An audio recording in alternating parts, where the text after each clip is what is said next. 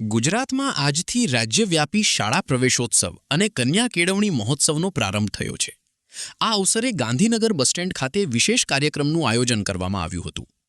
કાર્યક્રમ દરમિયાન નાયબ મુખ્યમંત્રી દ્વારા રણશાળાનું લોકાર્પણ કરવામાં આવ્યું હતું।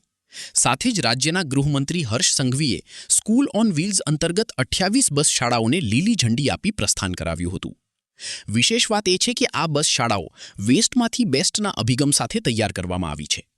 આ મોબાઈલ શાળાઓ ખાસ કરીને મીઠા ઉદ્યોગમાં કામ કરતા અગરિયા પરિવારોના બાળકો સુધી શિક્ષણ પહોંચાડવા માટે તૈયાર કરવામાં આવી છે।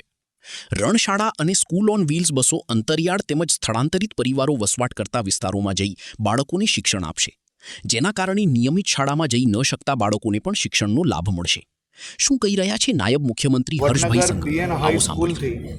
શાળા પ્રવેશ ઉત્સવની જ્યારે શરૂઆત કરાવી રહ્યા છે ત્યારે ગુજરાત સરકાર એસટી દ્વારા અગરિયા વિસ્તારમાં રણશાળાનો એક ખૂબ જ નવા અભિગમ જોડે એસટીની જે વેસ્ટ બસો હતી એમાંથી બેસ્ટ ઉપયોગ કઈ રીતે થઈ શકે તેનું એક ઉત્તમ ઉદાહરણ પૂરું પાડ્યું છે।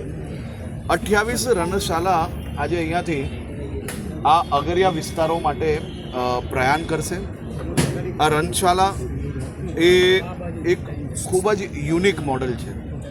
બસની અંદર 20થી વધુ બાળકો સીધી સોલાર એનર્જીના માધ્યમથી ટીવી અને ડિશ ટીવીનું બી અંદર જ વ્યવસ્થા છે, જેથી ઓનલાઈન જે ક્લાસીસ ગુજરાત સરકાર દ્વારા ચલાવવામાં આવે છે તે બી આ બધા જ બાળકો લાભ લઈ શકશે।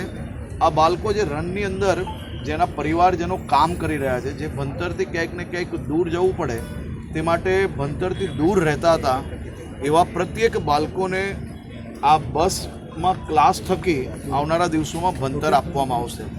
આપ જોઈ શકો છો આ બસો જે કંડમ હાલતની અંદર હતી એ જ બસ આજે ઉત્તમ શાળાની ક્લાસ હોય એ પ્રકારની વ્યવસ્થાઓ આ બસની અંદર કરવામાં આવી છે। સંપૂર્ણ રિવેમ્પ કરવામાં આવી છે।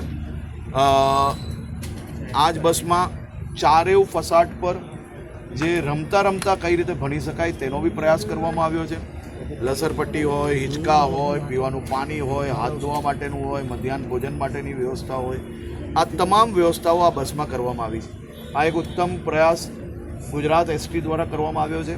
આજે આ બધી જ બસો અહીંયાથી શિક્ષણ વિભાગને સુપ્રત કરવામાં આવી છે। હું આશા રાખું છું કે આવનારા દિવસોમાં આ બધી જ બસોનો ઉપયોગ વધુમાં વધુ થશે। આવી બીજી બી અનેક બસો અમે લોકો ભવિષ્યની અંદર તૈયાર કરીને અલગ અલગ ક્ષેત્રમાં મૂકીને જ્યાં બાળકોએ दूर સુધી જવું પડતું હોય તે ના જવું પડે તે માટેનો પ્રયાસ કરશું। ऐसे ही अन्य खबरों के लिए चैनल को सब्सक्राइब कीजिए।